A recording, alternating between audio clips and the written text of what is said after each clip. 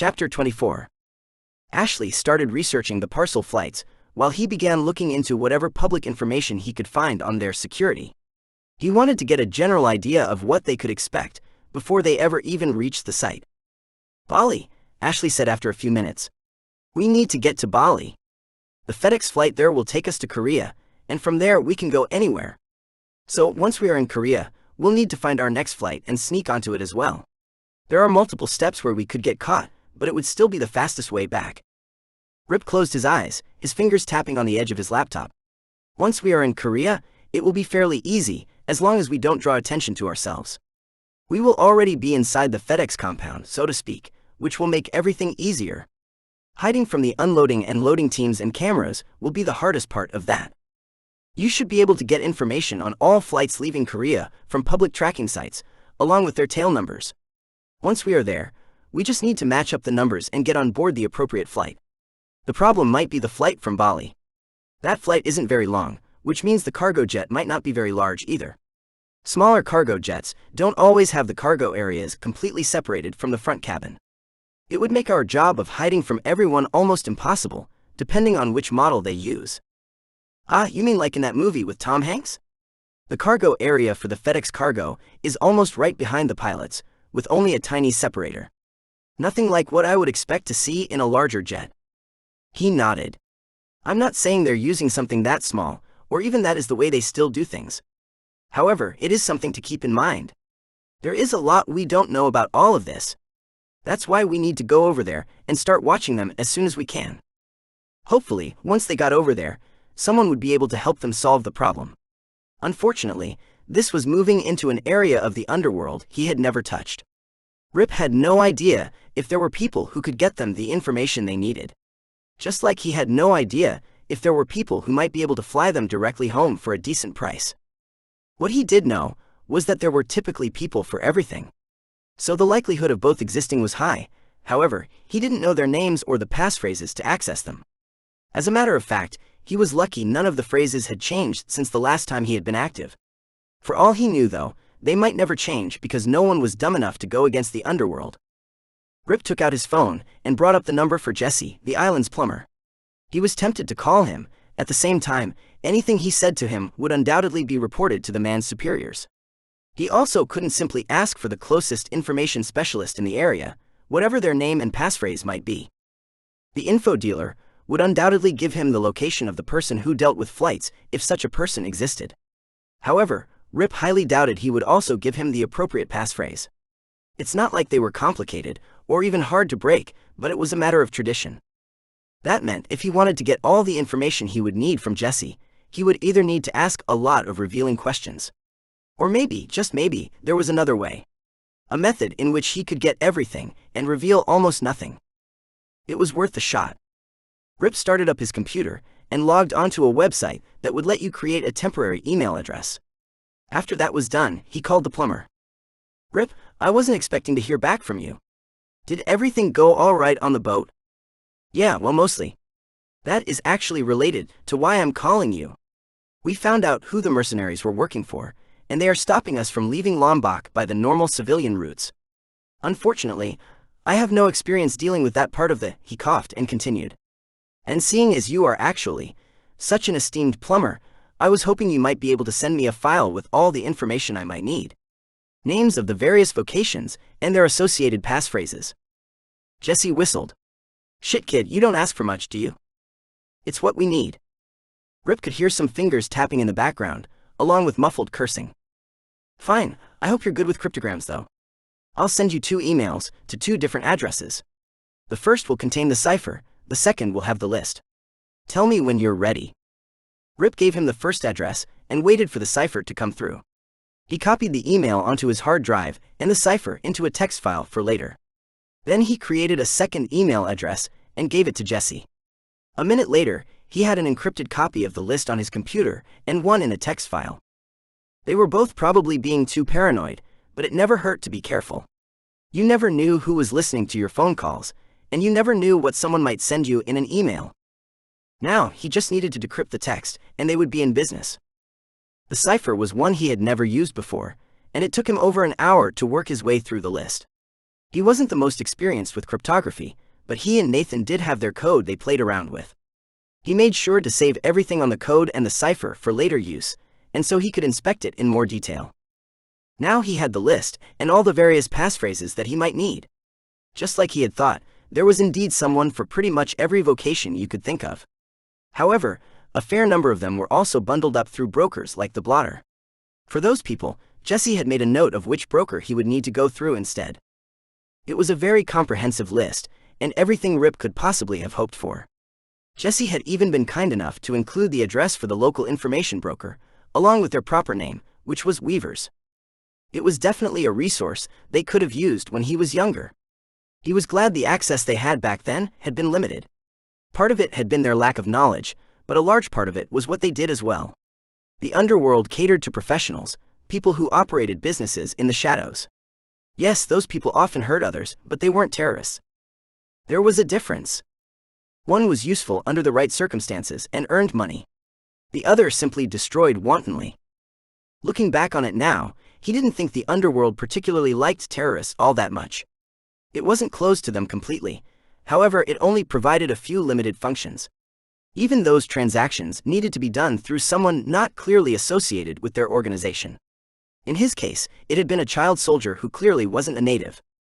Rip wrote down the address and memorized the passphrase before turning off his laptop. I have the information I need now. If you are ready, we can head out and visit the information broker, otherwise known as the Weaver? Ashley finished typing a couple more words into a document and quickly saved it before looking up at him with a nod. Let's do it. I've got a list of equipment we would need to be comfortable and survive at those heights in low oxygen. Hopefully, this Weaver can help us come up with a better plan than this, though. Sneaking onto one flight might be doable, but multiple flights, that's just asking for trouble. Not to mention we'll be sneaking on with all of this stuff. She shook her head. Maybe if you weren't injured, it would be possible. The more I look into it, the more daunting it appears. I agree, he said as he leveraged himself off the bed with a grunt of pain. There you go for Exhibit A. I admit, sneaking onto the flights wasn't one of my better ideas, especially considering my current condition. All we can do is talk to them and hope they have a better option. Taking her backpack with both their laptops and the money, Ashley pushed their suitcases under the bed and grabbed his arm. Lead the way. Chapter 25. Rip supposed he should have been expecting the shop that the address led them to, with a name like Weaver. Yet he hadn't been. The plumber didn't work out of a plumbing business, after all, they were almost always found in bars. The names held old meanings that were oftentimes only tangentially related to any modern position associated with the label. However, that wasn't always the case, as they had seen with the barber. Or, as they were about to learn, the weaver. This particular underground staffer was working out of an old but still active textile factory. Walking inside the factory, they headed directly to the ancient, worn receptionist's desk. Sitting behind a gleaming modern computer monitor was an elderly grandma, calmly working on a cross-stitch pattern. Without looking up, she held up a single finger and then went back to working on the piece. Rip leaned against the desk, trying to find a position that didn't hurt as they waited.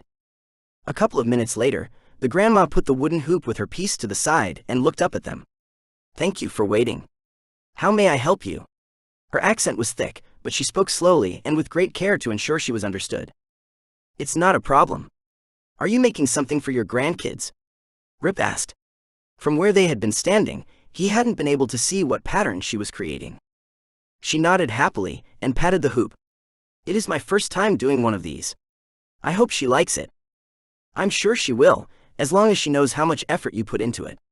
Rip straightened himself with a wince, and then went back to leaning against Ashley. "Is the tailor in for a last-minute adjustment? We could use their help with the fitting." The woman met their eyes at the seemingly innocuous phrase, and nodded. "They are indeed. If you will follow me into the very back, I'm sure one of them can see you right away." With the help of Ashley's arm for support, Rip kept his breathing slow and steady as they walked through the factory floor. The smell of hot machinery, oil, and sweaty people permeated the entire area in a dizzying perfume of smells. At the very back, the old woman knocked gently on the lone door, waited 2 seconds, and then opened it. Inside were 3 rooms, each with its own door and plaque. The plaque was the type that slid to the side. It would let them know whether a weaver was inside, and if they were in a consultation at the moment. The plaque on the middle office showed that the weaver was currently in and not busy. The other two were currently in consultations. The grandma gently knocked on the door and opened it when the person inside said they could enter. She smiled gently at them and left to go back to her desk. "What sort of information are you looking for?" A woman with the tightest hair bun Rip had ever seen asked them when they entered the room. She had a hint of a lisp and spoke each word crisply to work around it.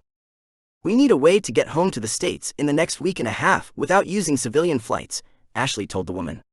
"We had thought of sneaking onto a parcel flight, but with his injuries and the equipment we would need." She shrugged. It just started to seem like more of a problem than we had originally thought. "How far had you gotten in your surveying of their security?" she asked, leaning slightly towards them. "Only the basics at this point," Rip admitted readily. "Just what is available on the internet. The facility we have our sights on is in Bali. We were going to head over there and spend a couple of days scoping out everything.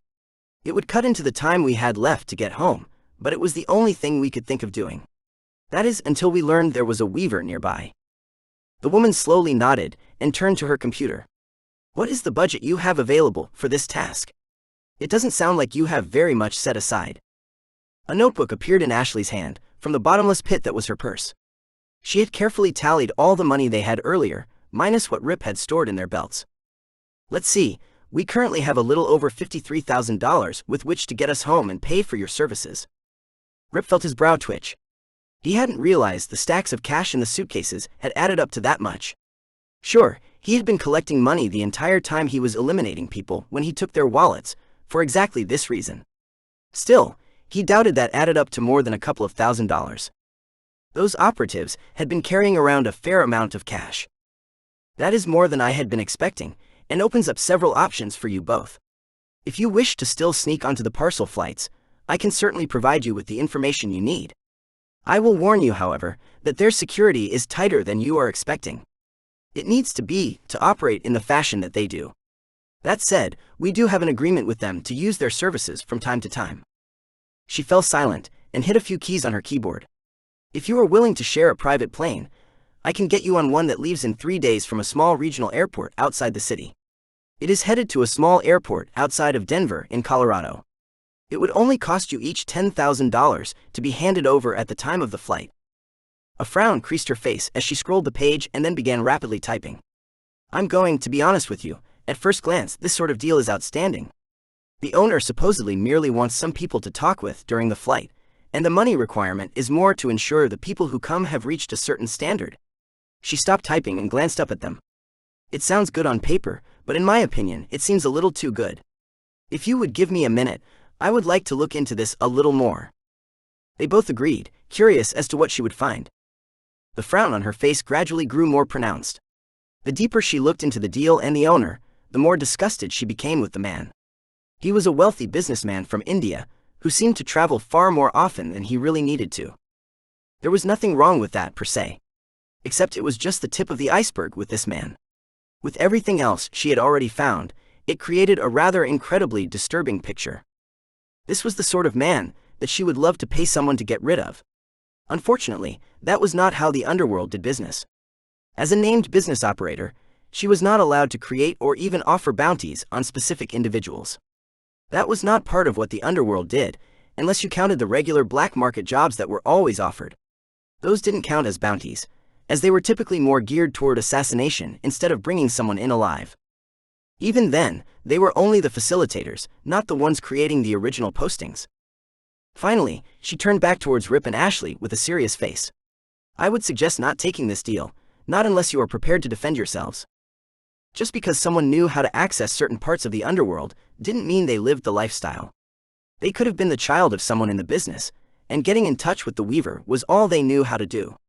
There were dozens of explanations, and even many that included people living the life, but in less violent ways. Now clearly, that wasn't the case with these two, but it was never a good idea to assume certain things about people. Just because someone was more than happy to sneak into a place and steal something, didn't mean they were willing to hurt someone. Or any other number of scenarios that she could see being the case with them. Rip smirked, his eyes taking on a dangerous glint. "Oh, this sounds interesting. Tell us more about this deal, and everything that is wrong with it, please." Sitting beside him, Ashley sighed in defeat and nodded along. "What did you learn about this fellow that has you so worried?" The weaver hesitated for another moment, as she internally deliberated with herself. Then, making her decision, she twisted her monitor around for them to see the information on it for themselves. It only took a few moments to read through the information displayed for both of their expressions to mirror hers. Wow, this guy is an utter piece of trash. How has no one tried to kill him or put him behind bars yet? Rip had a generally dim view of the police, along with anyone else in a position of authority, but this was beyond the pale, even for them. She spun the monitor back around and pulled up some new information. He has paid off every single police chief in which a report of his crimes has ever gone through. Those who didn't play ball with him found their lives ruined, just like his victims. He has spent more money covering everything up than he would have if he simply killed each person involved after he used them. I think he gets further pleasure from ruining their lives. He is a sadist to the core, and the money doesn't matter to him. She leaned back, physically separating herself from the information on the screen. I think this Amir Shah sounds absolutely perfect for getting us back home, Rip told her after a few moments. I mean, sure, he is a serial rapist who apparently pays no attention to gender. One hole is as good as another for the man, but he has a plane, which is what we need at the moment. His eyes took on a dangerous glint. And should he try anything with us, simply because I act a little more injured than I am? Well, I have nothing against making sure the man can never use certain parts of his anatomy again. The weaver struggled to swallow around her suddenly dry mouth and reached for the bottle of water on her desk. She had seen those same sort of eyes in others before, but rarely in ones that had been so full of life only moments before. It was chilling, and more than a little disturbing to watch. If you are sure, then I will make the arrangements for you. In fact, this entire session is free this time, since you will be doing this service. As a named business operator, I am unable to offer jobs of any sort. Eliminating this man would normally have been outside my abilities, so I thank you, but all I can do in return is offer my services for free in this manner as thanks. That is plenty, Rip assured her. We weren't doing it with that expectation in mind either way. I know, she began rapidly typing on her computer, then picked up her phone and spat out some quick orders they couldn't understand. Behind her, a printer whirred to life as it printed out the address, the date in 3 days, and all the other information they needed. Passing everything over to them, her phone rang with confirmation of the deal being in place. They were all set to take the plane in 3 days with Amir Shah. Good luck. I hope and pray you understand what you are getting yourselves into, she said as she showed them to the door. Me too, Ashley muttered as she jabbed Rip in the side, forgetting for a moment that he was injured. Chapter 26. They stopped outside the textile factory and stared up at the sky for a moment, each lost in their own thoughts. Well, we have 3 days until we need to meet the pervert. What do you want to do? Rip asked Ashley with a relieved smile.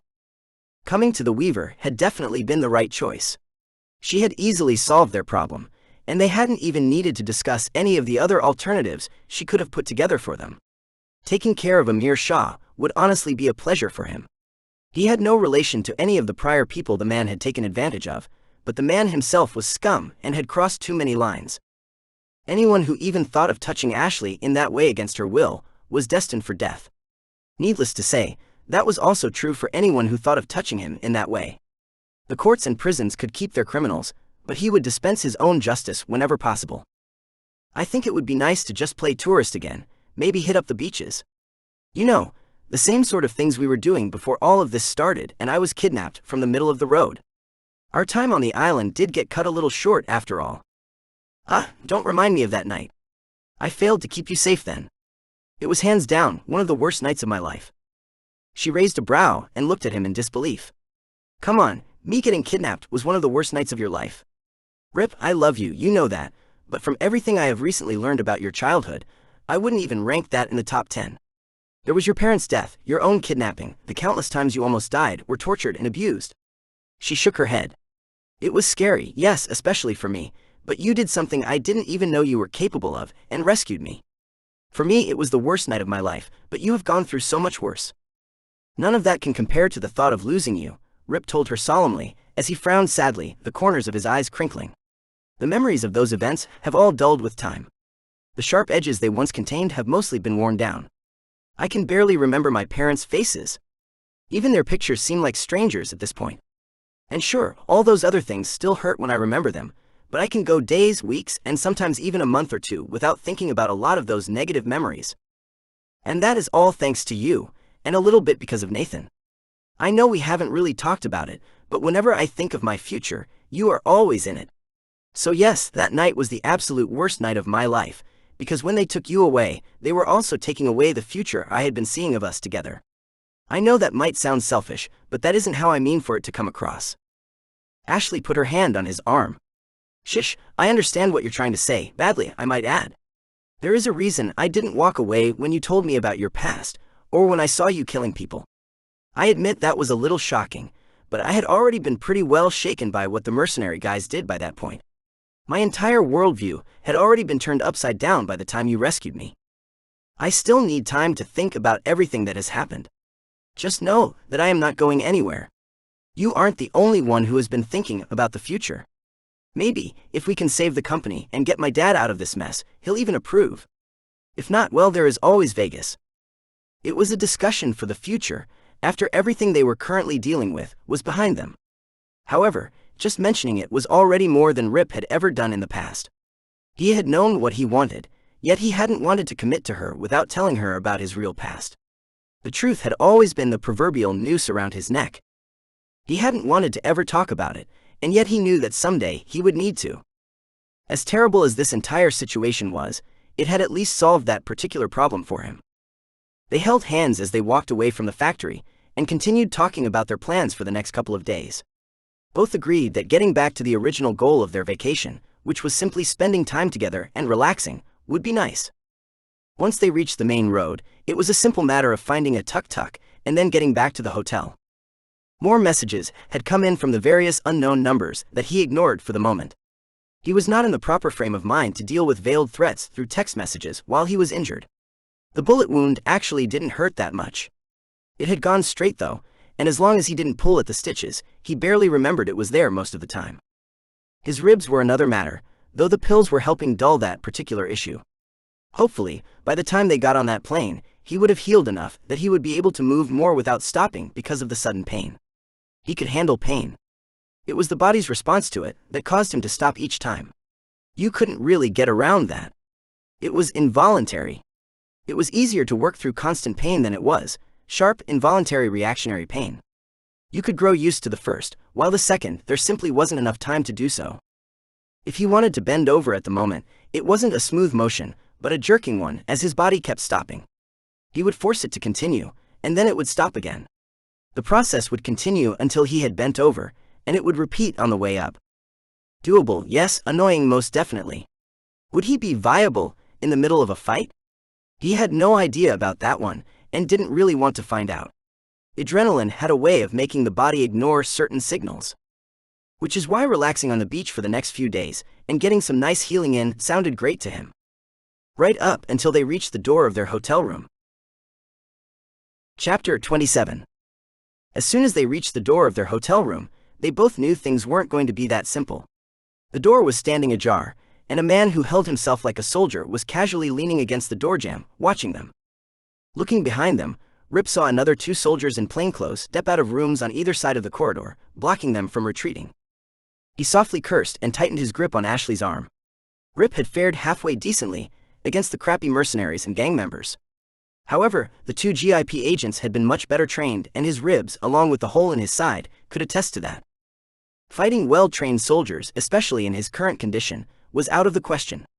It had been too long since he had actively had to fight for his life, and he was out of practice. Not to mention the thought of needing to protect Ashley from them at the same time. It was a near impossible situation. The soldier stepped to the side as they approached the door, and directed them inside with a wave of his hand. He took the backpack from Rip's shoulder, and Ashley's purse, and handed them over to the man sitting on the bed.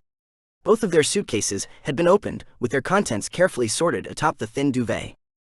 "We have been waiting for you to return," the man atop the bed said in a cultured Middle Eastern accent. "Do you know why we are here?" Against his side, Ashley shivered while he deliberated on how he should respond. This conversation could go many different ways for them, and nearly all of them were bad. Telling the truth was obviously out. That would only end up with them dead, and probably in a painful manner. He would prefer to keep Ashley from experiencing that fate, if at all possible. Straight-up lying was also out. It was too easy to get tripped up in the little details. A mix of the two was the best, one that was almost the truth, but kept them from being killed. That was the only option they had at the moment. His mind made up, Rip gave the man a slow nod. I believe so. You want information about the two businessmen from your country that were killed on the ferry. It was time to throw the dead mercenaries and their terrorist organization under the proverbial bus. The soldier on the bed, who was dressed in casual clothes like the rest, nodded. That is indeed our primary goal. We checked the cameras on the ferry and found the two of you kicking in the door of the room they had gone into. You two were the only ones to ever leave, and you had obviously been injured. Rip pulled up his shirt with a wince, unzipping the side of the bulletproof shirt as he went. After a moment, he let the shirt fall back down with a feigned grimace. Sorry, Ashley, if you wouldn't mind helping me pull off my shirt so I can show them what happened. She carefully pulled off both shirts so they could see the wrapping around his chest. Gingerly, he separated the bandages and revealed the stitches to them. A bullet went through my side here. Everything else is just bruising from shots that hit the bulletproof vest I was wearing at the time. Rip sat down on the chair where Ashley had placed his shirt, preventing anyone from possibly inspecting the armored shirt hidden inside. It would be better if they thought it was still a more normal bulletproof vest or other commercially available item. The scars that covered his chest and back were on full display, proving more than a little distracting to the men. When we entered the room, the two mercenaries that we were after had already killed one of the men. They had both been stripped naked for a rather invasive search and tied to their chairs. I guess they didn't like whatever they were being told since the one was already dead. The one that was still alive mentioned that this wasn't how business was supposed to be done or something like that, and then they shot him as well. That was all we had time to hear before everything went to shit. He shifted positions in the chair, playing up how injured he was. I am sorry for their deaths, but we had nothing to do with that. We were only there for the two mercenaries. The soldier in charge slowly dragged a slightly modified story of Ashley's kidnapping out of them both, along with her subsequent rescue. So, you were just going to finish them off and make sure no one came after her again? He asked after hearing the story. And for revenge and answers. A little revenge never hurt anyone. We wanted to know why they went after Ashley in the first place, he chuckled unpleasantly. Things didn't exactly work out that way. It's hard to get answers from someone while they are shooting at you. In the end, all we got was our revenge and no answers. The man tapped his finger on his leg for a few moments, thinking. They hadn't found anything among either of their belongings that would point to them being involved. Not to mention, what he knew about the mercenary group they had been asked to bring in certainly sounded like people who would murder his countrymen. The fact that the young man in front of him had eliminated the entire group on his own did give him some pause though. Where were you trained? Officially. I wasn't. Unofficially. He sighed and said the words he had said more over the past few days than he had in years. All over Syria and the surrounding region.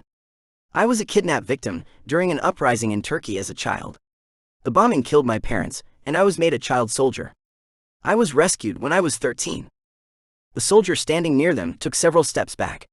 Meanwhile, the man on the bed raised his brows as high as they would go. Everyone knew child soldiers were crazy. They were not someone you wanted to mess with. It wasn't necessarily their skill, so much as how little they tended to care about their own lives. However, the fact that he had managed to survive in that sort of environment said volumes about his skill.